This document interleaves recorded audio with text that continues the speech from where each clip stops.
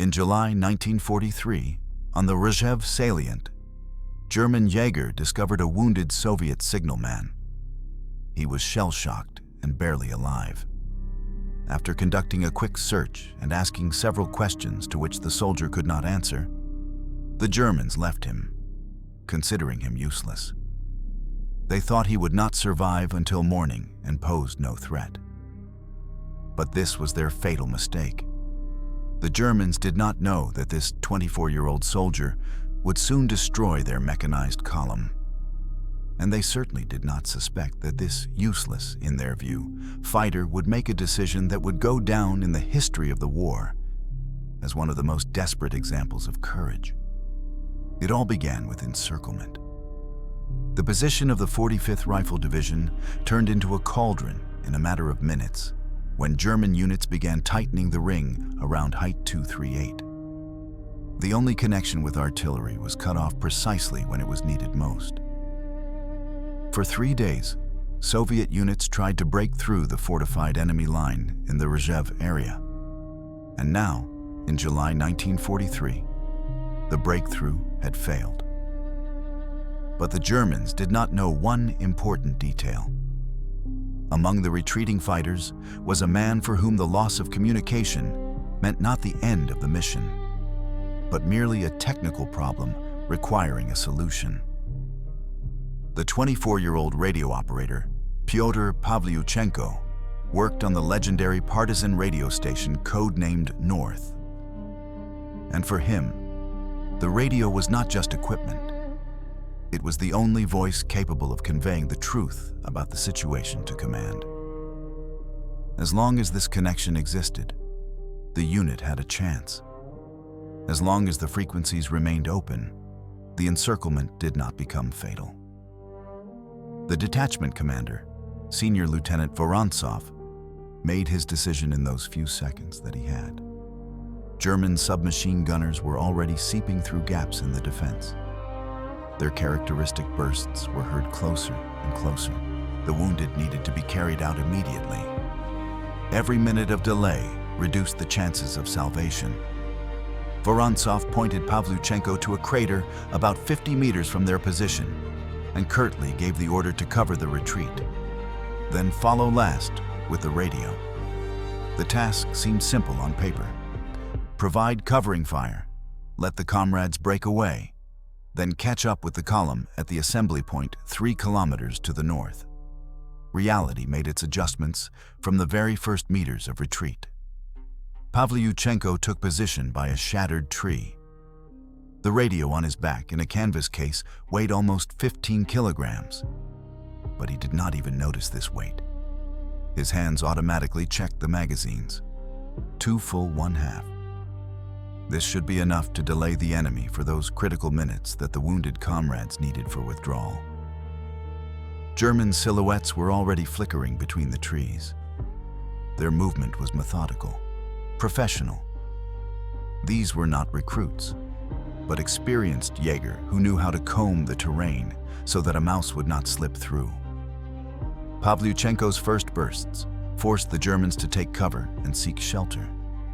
Several figures fell, the rest scattered through the bushes, beginning encirclement. The radio operator understood the enemy's tactics.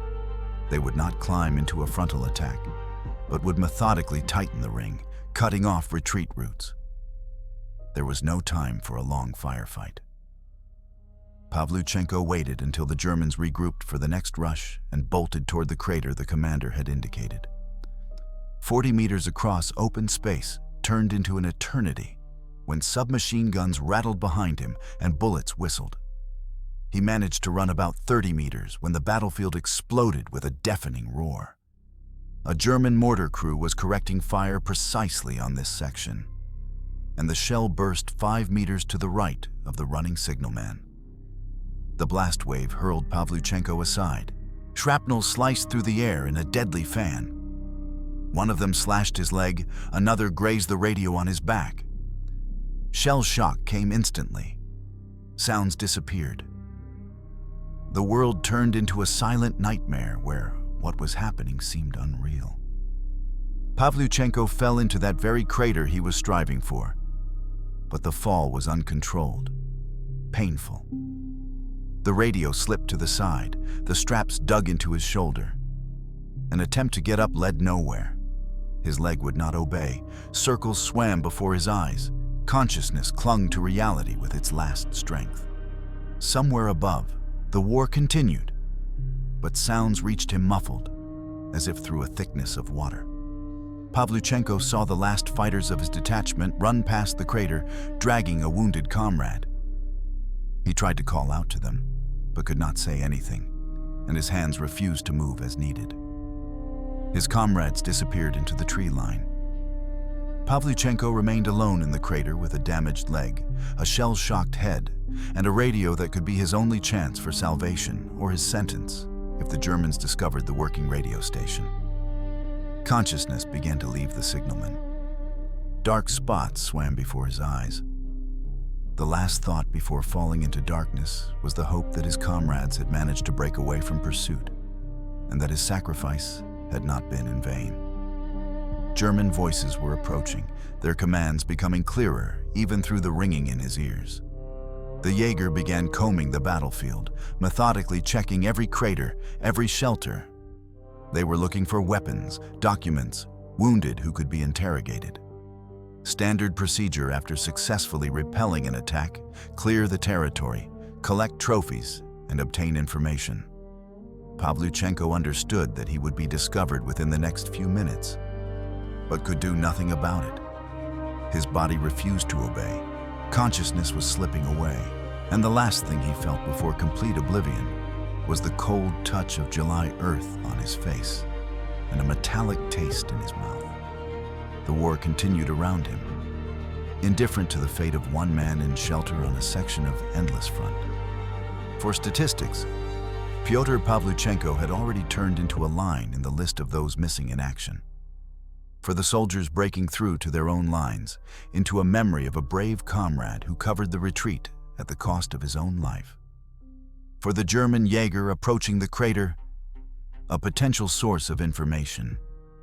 None of them could assume that this shell-shocked, wounded signalman in a few hours would commit an act that would go down in the history of the war as one of the most desperate examples of courage and resourcefulness. The sun was declining toward the horizon, painting the mangled battlefield in crimson tones. Smoke from fires mixed with dust, creating a heavy, suffocating atmosphere. German boots methodically trampled the earth, approaching the crater where the last signalman of the 45th Rifle Division lay unconscious. The radio on his back still held within it the potential for connection with artillery. But Pavlyuchenko himself no longer thought about it. Darkness swallowed him completely, carrying him somewhere far from war, pain, and fear. The German Jaeger worked quickly and professionally. Oberleutnant Kurt Wilhelm had been directing the clearing of this section for the third hour straight, and fatigue was beginning to make itself known.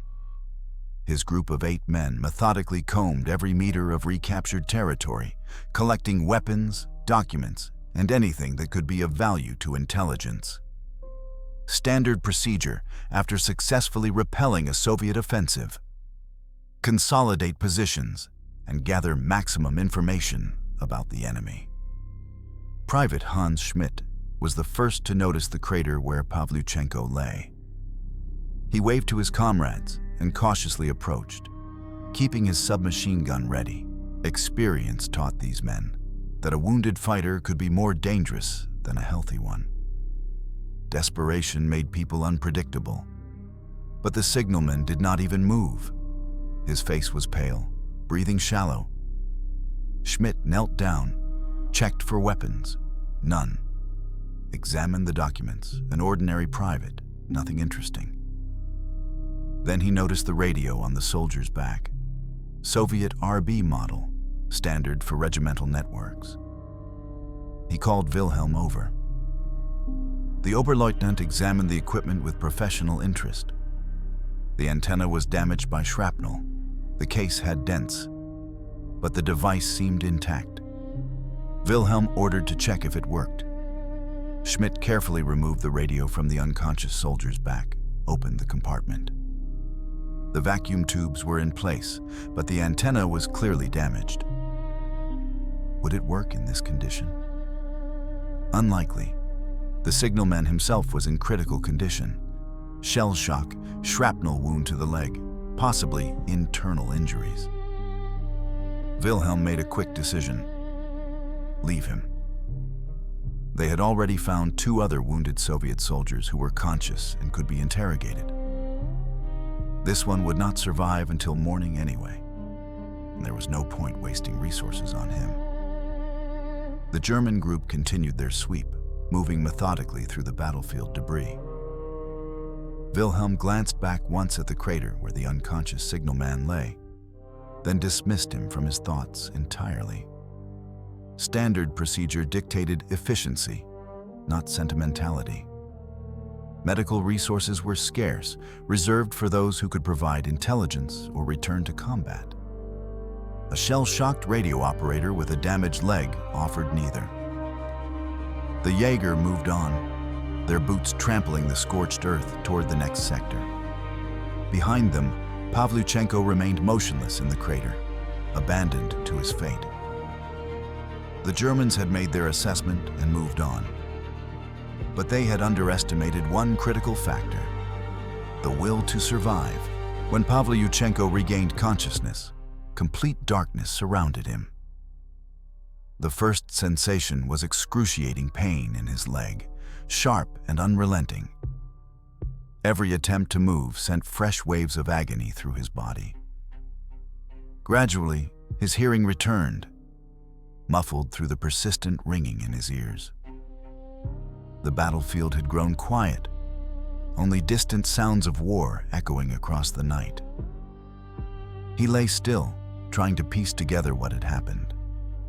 The order to cover the retreat, the dash toward the crater, the mortar explosion, the fall.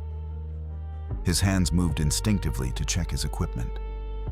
The radio was still there, strapped to his back. For a signalman, this was both reassuring and terrifying.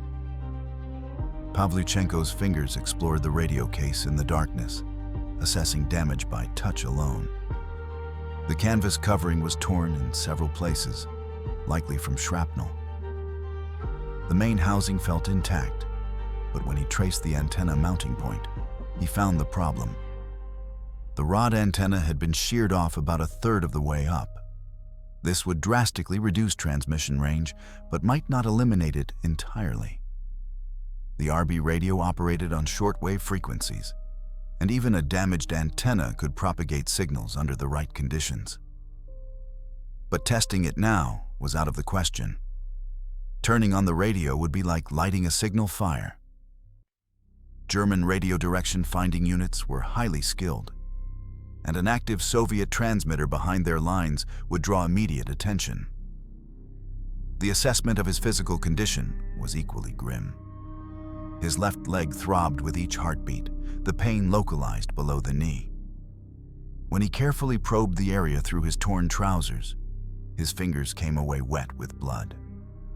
The bleeding had slowed, but not stopped. Without proper treatment, infection was inevitable. The July heat would accelerate the process. He had perhaps 2 days, maybe 3 before sepsis set in. The shell shock presented different problems.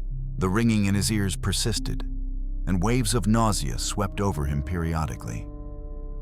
Concussion, certainly. Possibly a skull fracture, though he could not tell in the darkness. His vision swam when he tried to focus, objects doubling and blurring. The inventory of his remaining supplies was depressingly brief. His rifle was gone, lost during the fall or the explosion. He had a combat knife, but in his weakened state, it was hardly a weapon. His field flask contained perhaps 3 swallows of water, not nearly enough for the July heat. The first aid kit attached to his belt was missing, torn away by the blast or fall. He had no food, no medical supplies, no weapons except the knife. What he did have was the radio and his training. For a Soviet signalman in 1943, that training was comprehensive. Pavlyuchenko knew not just how to operate the equipment, but how to repair it, how to improvise solutions, how to establish communications under the most adverse conditions. As the night deepened, Pavlyuchenko faced the psychological battle that often proved more challenging than physical injuries. The isolation was profound. His unit had withdrawn, believing him dead or captured. No one was looking for him. He was alone in German-controlled territory, wounded, with minimal supplies. The logical conclusion was that survival was impossible. Many soldiers in similar circumstances simply gave up, allowing shock and despair to finish what the enemy had started. But Pavlyuchenko came from different stock. At 24, he had already survived the brutal first years of the war. He had watched friends die, had seen units annihilated, had experienced the grinding horror of the Eastern Front. The memory of his training sustained him. The partisan radio station North, where he had served, operated under constant threat of detection and destruction. Its operators learned to work under extreme pressure, to maintain focus when German direction-finding units were closing in, to complete their transmissions, knowing each second increased the chance of a devastating artillery strike on their position. Compared to that, lying wounded in a crater was merely another obstacle to overcome. The radio on his back represented more than equipment. It was his weapon, his purpose, his connection to the larger struggle. As long as the radio could function, he retained the ability to influence events, to strike at the enemy, to fulfill his duty as a Soviet soldier. As dawn approached, Pavlyuchenko made a crucial decision. Movement during daylight would be suicidal. German observation posts covered the neutral zone between the lines, and snipers from both sides maintained constant vigilance. Any movement would draw fire. He would have to remain in the crater throughout the day, conserving his strength, and attempt movement only after dark. But this decision created new problems. The July sun would turn the crater into an oven. Without adequate water, dehydration would weaken him further. The leg wound needed attention, but he had nothing to treat it with. And perhaps most dangerously, remaining stationary for hours would allow his mind to dwell on his predicament, potentially eroding his determination to survive. If you value stories of true courage, support the channel with a subscription and leave a comment. What other little-known feats of the Great Patriotic War would you like to learn about? Your support helps tell the truth about the war. The first rays of dawn revealed the true scale of devastation surrounding Pavlyuchenko's crater. What darkness had mercifully hidden became starkly visible in the growing light. The battlefield stretched in all directions, pockmarked with countless shell holes, littered with debris from the previous day's fighting. Burnt equipment, shattered trees, and the unmistakable shapes of fallen soldiers dotted the landscape. Pavlyuchenko carefully raised his head above the crater's rim, scanning the terrain with practiced caution. To the north, approximately 3 kilometers distant, he could make out Soviet positions. Smoke rose from cooking fires, the characteristic profiles of field fortifications visible against the morning sky. Between him and safety lay a deadly expanse of no man's land, swept by observation posts and sniper fire from both sides. But it was movement to the west that captured Pavlyuchenko's attention. Around 8 in the morning, he heard the distinctive rumble of engines approaching. German trucks, their sound unmistakable after years of war. He pressed himself flat against the crater wall, peering carefully over the edge. A column was moving along a forest road that ran roughly parallel to the front line, perhaps 800 to 1,000 meters from his position. He counted carefully. 6 trucks, Opel Blitz models, their boxy cabs and canvas-covered cargo beds instantly recognizable. This was a supply convoy, probably carrying ammunition, food, or reinforcements to a sector of the German line.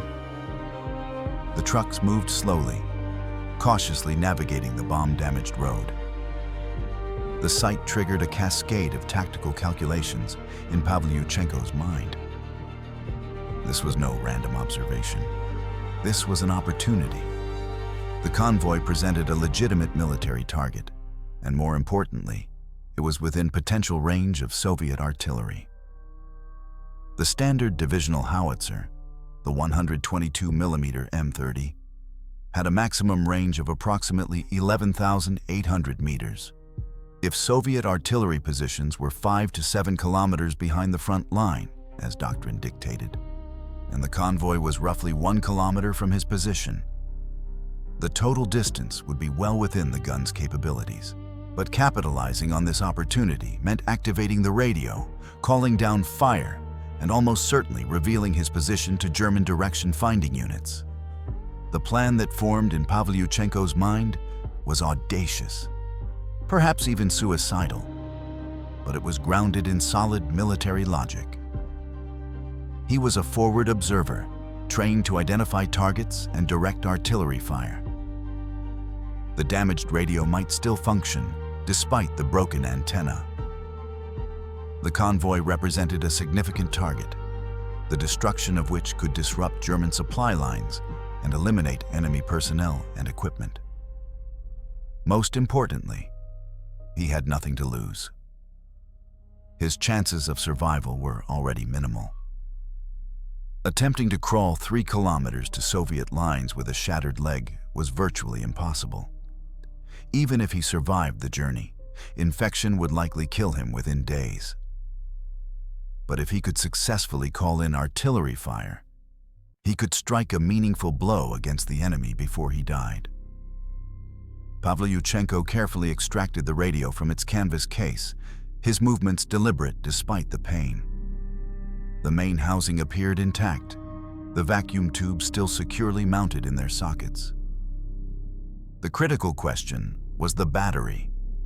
The RB radio operated on 2 battery systems, a filament battery for heating the tube filaments and a high-voltage anode battery for amplification. Both were contained in a separate battery pack, the SB245.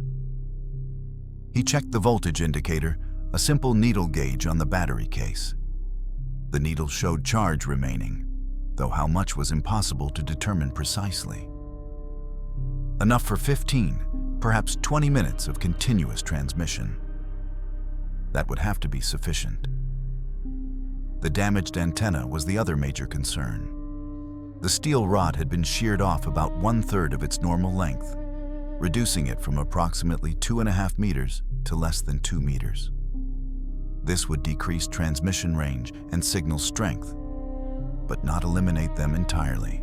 The next challenge was determining precise coordinates for the artillery strike. Pavlyuchenko had no map, no compass, no surveying equipment. He had only his memory, his training, and his observations. He remembered the terrain from the previous day's fighting.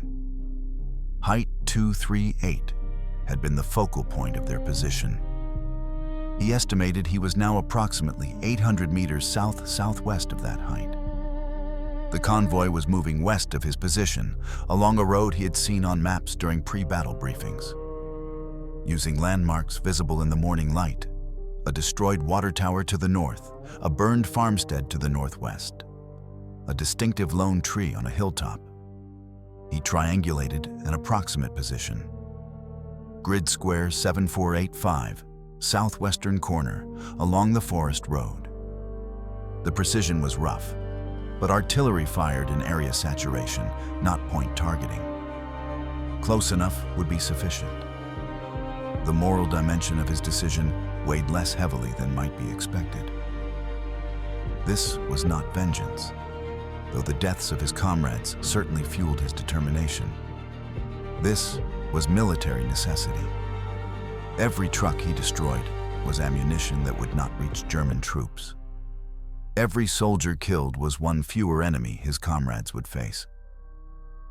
As a Soviet soldier in July 1943, after 2 years of brutal warfare, Pavlyuchenko understood that war was not about individual heroics, but about cumulative effect.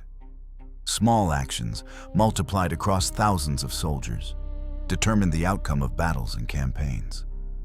His action, if successful, would be one small contribution to the larger struggle. The fact that it might cost him his life was simply the price soldiers paid. But before committing to action, Pavlyuchenko forced himself to consider alternatives and consequences. Activating the radio would immediately alert German signals intelligence. Radio direction finding units, equipped with sophisticated detection equipment, could triangulate transmissions within minutes. Once his position was identified, German mortars would target the area. 81mm mortars, standard in German infantry battalions, had a range of approximately 2,400 meters, more than enough to reach his crater. He would have perhaps 5 to 10 minutes between the start of transmission and the arrival of mortar fire. That was his window. Call the artillery, direct the strike, then either find a way to move or accept the inevitable. The choice, when framed in those terms, was clear. He had already committed to action. Now it was simply a matter of execution. Pavlyuchenko carefully assembled the radio for transmission. The frequency dial was preset to 4.2 MHz, the divisional artillery network frequency. He had used this frequency hundreds of times during training and combat operations. The call sign for the artillery battery supporting the 45th Division was Thunder 2-5. His own call sign was Signalman 7, standard Soviet radio protocol, drilled into every signalman until it became automatic. He positioned the microphone handset, checked that the transmit-receive switch was functioning, and prepared to activate the power. The battery would need 30 to 40 seconds to warm the vacuum tubes to operating temperature. During that time, the radio would emit a faint hum, audible to anyone within 20 or 30 meters. But the crater was isolated, the nearest German positions several hundred meters away. The risk was acceptable. With his hand trembling slightly from weakness and tension, Pavlyuchenko switched on the radio power. The characteristic hum of warming vacuum tubes filled the crater, a sound that seemed impossibly loud in the morning stillness. He forced himself to breathe slowly, conserving energy, watching the voltage indicator needle climb as the filaments heated. 30 seconds felt like an eternity. The tubes needed to reach operating temperature before transmission was possible. During this vulnerable period, he could do nothing but wait and hope that no German patrol passed close enough to hear the telltale electronic hum. The needle steadied. The radio was ready. Pavlyuchenko switched to transmit mode, adjusted the frequency dial to precisely 4.2 MHz, and brought the microphone handset to his lips. Thunder 2-5. This is Signalman 7, receiving. The words came out hoarse, his voice roughened by dehydration and pain. He released the transmit key and switched to receive mode, pressing the earphone against his head. Static crackled. Nothing else. He tried again, forcing his voice to be clearer, more controlled. Thunder 2-5. This is Signalman 7, urgent, receiving. Again, only static answered. Pavlyuchenko felt a flutter of panic. Perhaps the damaged antenna was too compromised. Perhaps the artillery battery had changed frequencies. Perhaps no one was monitoring this channel anymore. He prepared for a third attempt, knowing each transmission increased the risk of German detection. Thunder 2-5. Any artillery station, this is Signalman 7. Emergency fire mission. Receiving. This time, after a pause that seemed to stretch forever, the static broke with a voice, distorted by interference, but unmistakably Russian. Signalman 7, this is Thunder 2-5.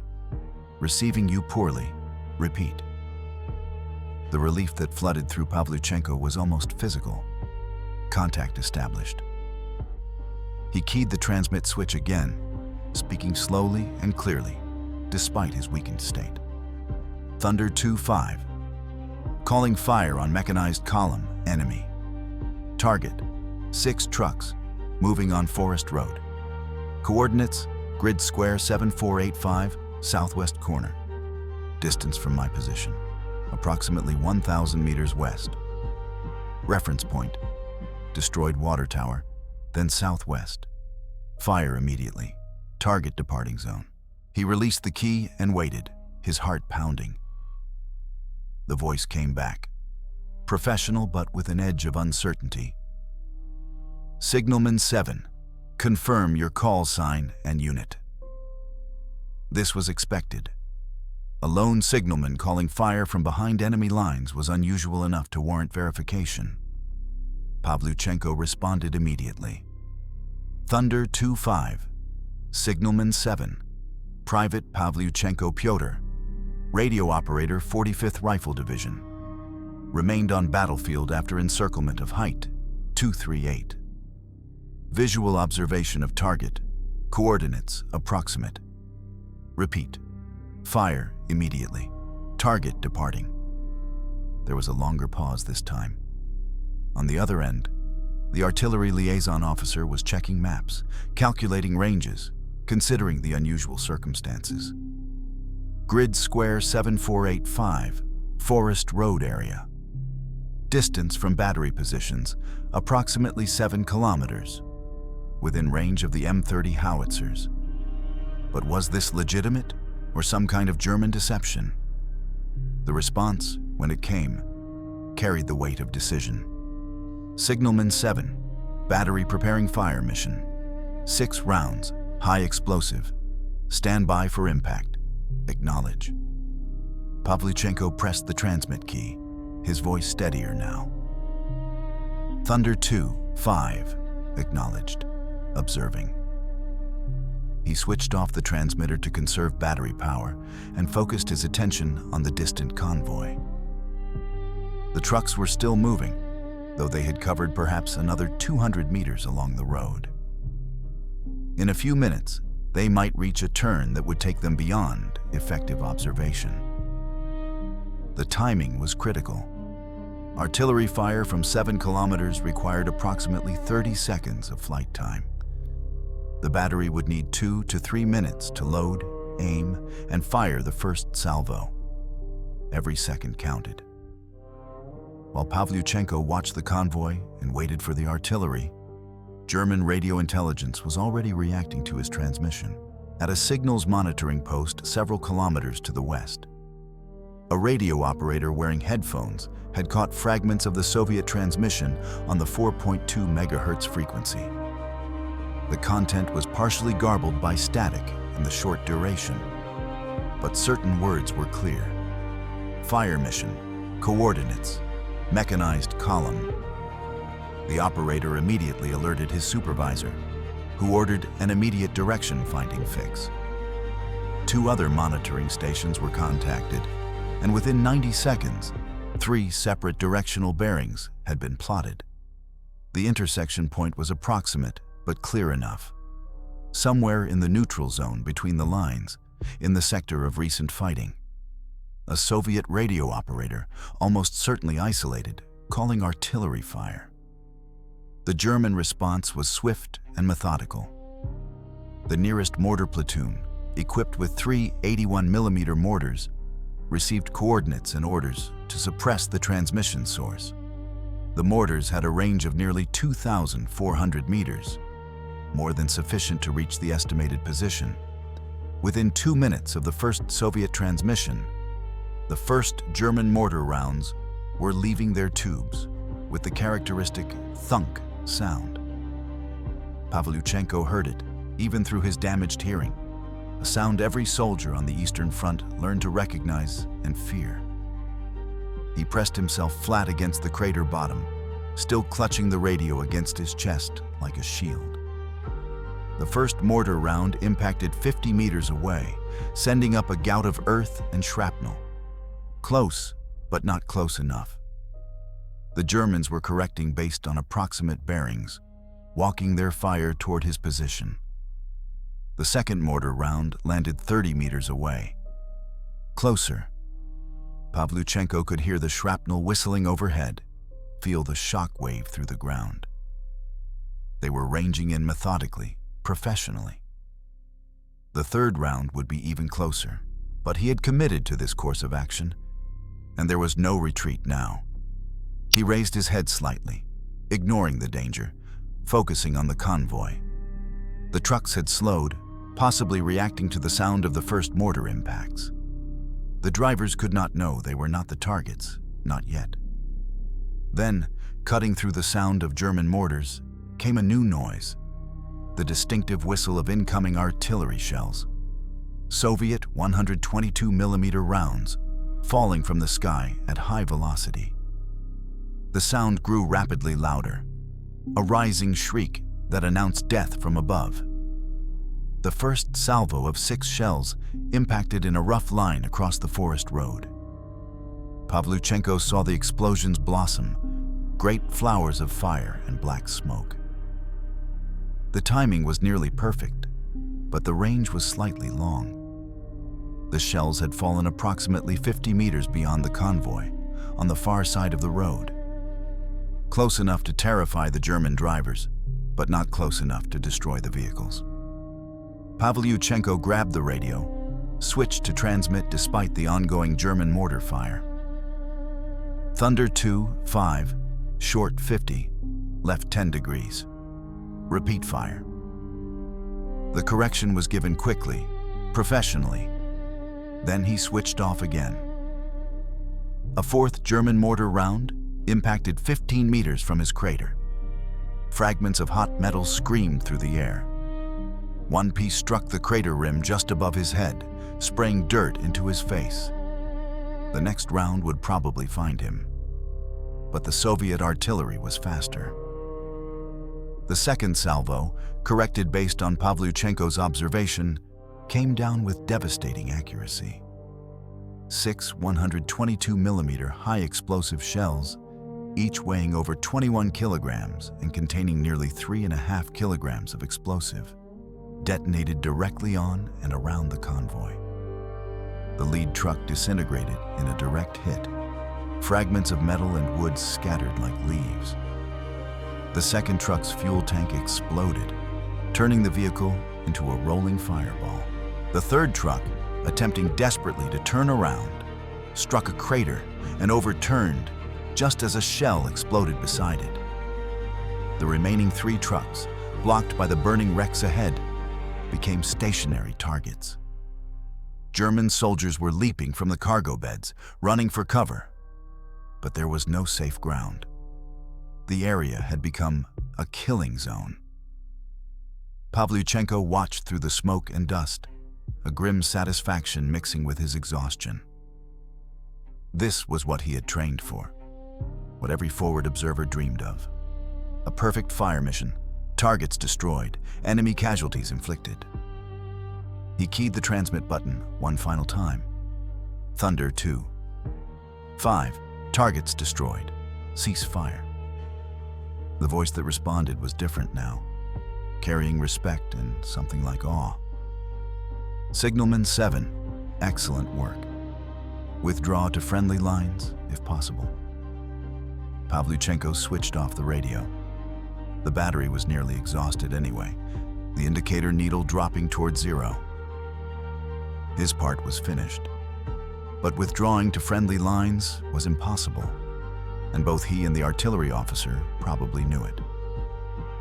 The German mortar fire had intensified, bracketing his position.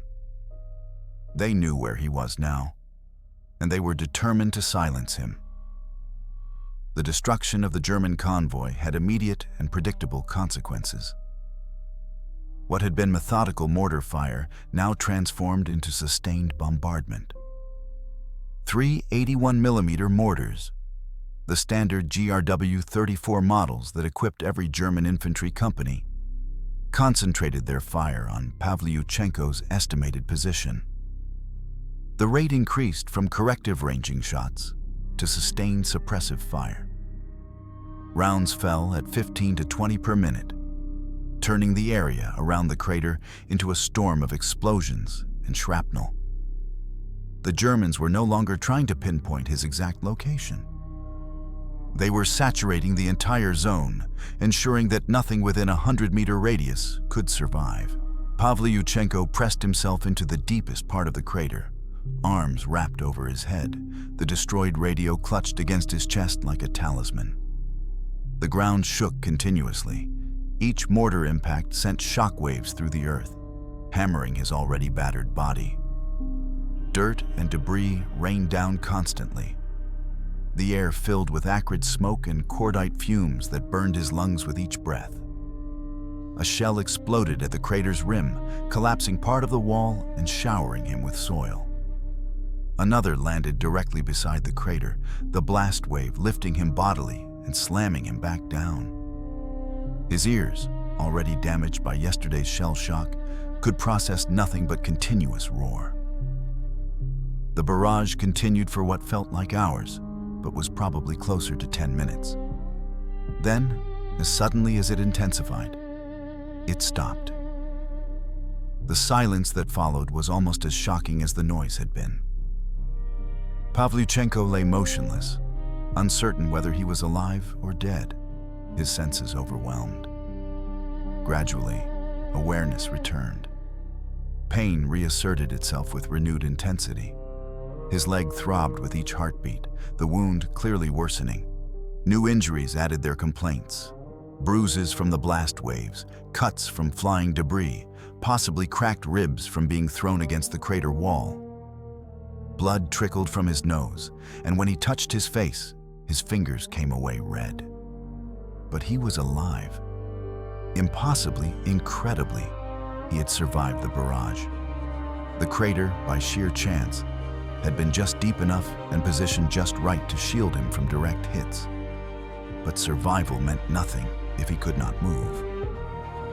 Remaining in this position guaranteed death, whether from German infantry sent to confirm the kill, from infection of his festering leg wound, or from simple exposure and dehydration. The decision to move was not rational calculation, but pure instinct. Every survival impulse screamed that staying meant death. Pavlyuchenko forced himself to sit up, then to assess his ability to move. The leg was worse than before, the pain now constant and burning rather than sharp and localized.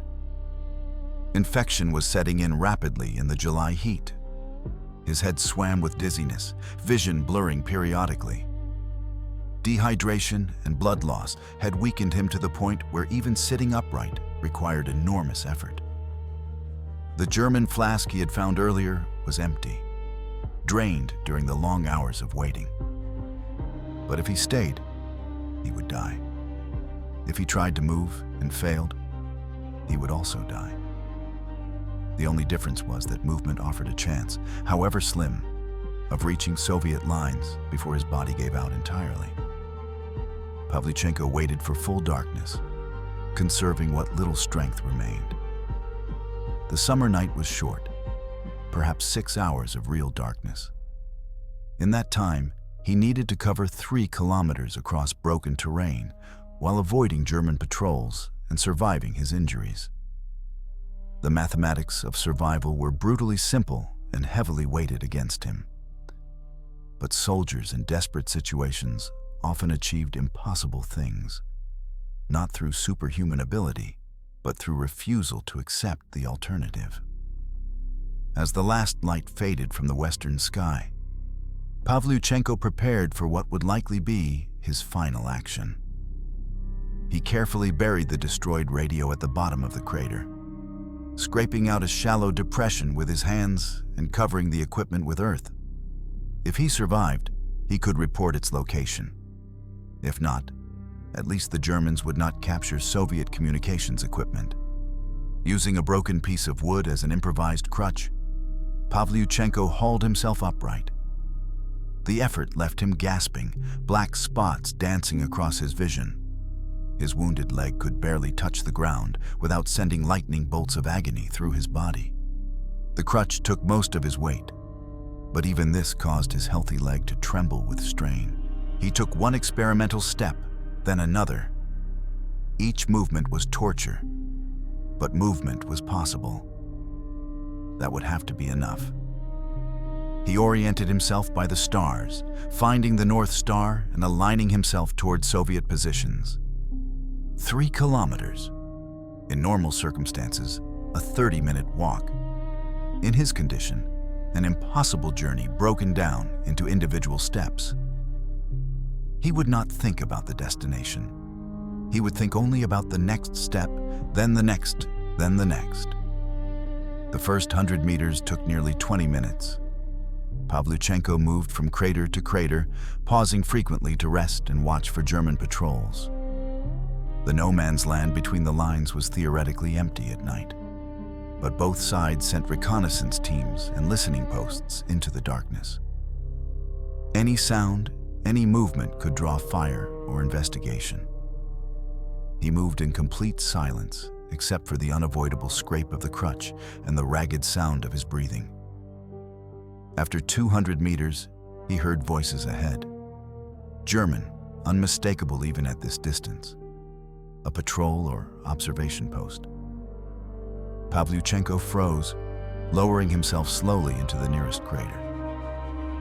His heart hammered so loudly, he was certain they would hear it. The voices drew closer, accompanied by the sound of boots on dirt. 2 men, perhaps 3, moving parallel to his path about 50 meters to the east. They were speaking in normal conversational tones, not the whispers of men expecting contact. Routine patrol, checking the neutral zone, probably investigating the earlier artillery strike. Pavlyuchenko waited, barely breathing, as the patrol passed. The Germans moved on, their voices fading into the distance. He waited several more minutes to ensure they were truly gone, then resumed his agonizing progress northward. By the time he had covered half a kilometer, roughly an hour after leaving the crater, Pavlyuchenko knew he was failing. His strength was draining away with each step. The leg had gone numb, which was both blessing and warning sign. Numbness meant nerve damage or advanced infection, neither of which promised survival. His vision narrowed to a tunnel, peripheral awareness fading. He was operating on pure determination now, the body barely functional, the mind fixed on a single goal: move forward. And then, emerging from the darkness ahead, he heard new sounds. Not German, Russian. The challenge of a Soviet sentry, sharp and alert. Pavlyuchenko tried to call out the password, but his voice emerged as a croak, barely audible. He tried again, forcing air through his damaged throat. This time the word came out clearly enough. The response came immediately, the countersign given in unmistakable Russian. Soviet scouts, a reconnaissance team returning from patrol. Pavlyuchenko felt his legs give way, the crutch sliding from nerveless fingers. Strong hands caught him before he hit the ground. Russian voices, concerned and professional, assessing his condition. He tried to explain who he was, what he had done, but the words would not come. Darkness closed in from all sides. Not the darkness of night, but the absolute blackness of unconsciousness claiming him at last. Pavlyuchenko woke to whiteness. Not the harsh white of battlefield snow or the glare of summer sun, but the soft, filtered light of canvas walls. A medical tent. The smell reached him before full awareness returned. Antiseptic, carbolic acid, the metallic tang of blood, and underneath it all, the distinctive odor of wounded men. He tried to move, and pains lanced through his entire body, forcing a groan through cracked lips. Immediately, a figure appeared above him. A woman's face, young but hardened by war. The Red Cross armband identifying her as a medical orderly. She spoke in Russian, her voice professional, but not unkind. "You are in the medical battalion. You have been unconscious for 2 days. Do not try to move. The doctor will see you soon. 2 days. The information took time to process through his foggy mind. He had survived the night journey. The Soviet scouts had brought him back to friendly lines. He was alive, improbably. Impossibly alive. Pavlyuchenko's hand moved instinctively to his leg, finding it wrapped in clean bandages, immobilized by wooden splints. The pain was present but manageable, suggesting drugs, probably whatever limited morphine supplies the field hospital possessed. His head throbbed with a dull ache that spoke of the concussion and days of trauma.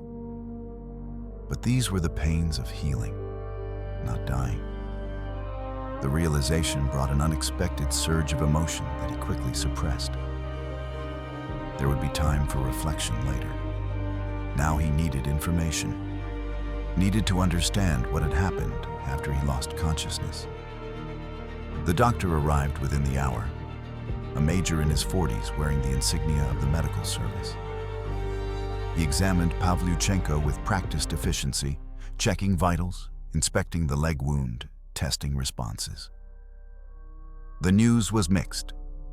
The leg injury was serious, a deep shrapnel wound complicated by 2 days of untreated infection. They had cleaned it, removed necrotic tissue, applied sulfonamide powder and bandages. The infection was responding to treatment, but there would be permanent damage. A limp, certainly. Possible nerve damage that might improve with time or might not. The concussion was significant, but not life-threatening. Rest, time, and care would heal most of it. You were very fortunate, the doctor said simply. Many men die from injuries less severe than yours. Your constitution must be exceptionally strong. But it was not fortune or constitution that interested the officers who arrived later that afternoon. A colonel from divisional headquarters, accompanied by a political officer and the artillery liaison who had received Pavlyuchenko's fire mission, came to his bedside with questions and notebooks. They needed his account of events, verification of the radio transmission, confirmation of the target engagement. Pavlyuchenko told his story simply, chronologically, without embellishment. The encirclement, the order to cover the retreat, the mortar blast and shell shock, being discovered and dismissed by the Germans, the night in the crater, the decision to call artillery fire on the convoy. The officers listened intently, occasionally asking clarifying questions, taking detailed notes. The artillery officer confirmed that 6 trucks had been destroyed, that secondary explosions suggested ammunition or fuel cargo, that German radio traffic afterward indicated significant casualties and disruption to supply operations. The political officer, a captain with the sharp eyes of a man trained to detect falsehood, asked the most difficult question. Why did you not attempt to withdraw immediately after the engagement? Why did you remain in position and call artillery fire on your own location? Pavlyuchenko considered the question carefully before answering. Because German infantry was approaching to locate the source of the transmission. Because my leg made movement during daylight impossible. Because calling artillery fire on the Jaeger attempting to kill me served a military purpose. Because at that point, survival seemed unlikely regardless. So I chose to inflict maximum damage before dying. The political officer wrote this down without comment, but something in his expression suggested approval. This was the kind of determination, the kind of sacrifice that made for useful propaganda and genuine military effectiveness. The formal recognition came 3 weeks later, after Pavlyuchenko had been transferred to a rear hospital for continued treatment and recovery. The order came through military channels. Commendation for exceptional courage, for successfully engaging and destroying an enemy mechanized column while isolated behind enemy lines, for calling defensive fire that eliminated a German infantry unit, for demonstrating the highest qualities of Soviet soldier. There was no medal attached, Not yet. Medals required paperwork, verification, approval through multiple levels of command. But the recognition itself was significant. His name would be recorded, his actions documented, his example used to inspire other soldiers facing impossible circumstances. For Pavlyuchenko, lying in a hospital bed still weak from infection and injury, the recognition meant less than the simple fact of survival. He returned to his unit exactly 1 month after the engagement, walking with a pronounced limp that would never entirely disappear, carrying a scar on his leg that marked where shrapnel had torn through muscle and tendon. The 45th Rifle Division had moved since July, participating in offensive operations that pushed the German lines westward, grinding through the endless succession of attacks and counterattacks that characterized the Eastern Front. His old squad had taken casualties, been reinforced, taken more casualties. Few of the men who had fought at Height 238 were still present. But word of his action had spread through unofficial channels, the way such stories always did in military units. The signalmen who survived behind enemy lines, who destroyed a German convoy and lived to tell about it. The details grew somewhat in the telling, but the core remained true. Pavlyuchenko's role when he returned was different than before. His leg would not allow the rapid movement required of a forward radio operator. Instead, he was assigned to battalion headquarters, operating the more powerful radio sets that maintained communication between regimental and divisional command. It was safer work, less exposed, but no less critical to operations.